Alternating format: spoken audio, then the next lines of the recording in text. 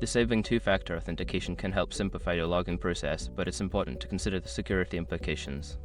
Follow these steps to disable two-factor authentication on your target account. Step 1. Log into your account. Visit the target website and log into your account using your username and password. Step 2. Access account settings. Once logged in, navigate to your account settings. Look for an option labeled Account or Profile in the menu. Step 3. Locate security settings. In account settings, find the section dedicated to security or privacy. This is where you will manage your two-factor authentication settings.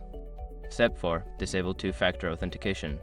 Within the security settings, look for the option to disable two-factor authentication. Follow the prompts to confirm that you want to turn it off. Step 5. Save changes. After disabling the feature, ensure you save your changes. You may receive a confirmation message indicating that two-factor authentication has been successfully turned off.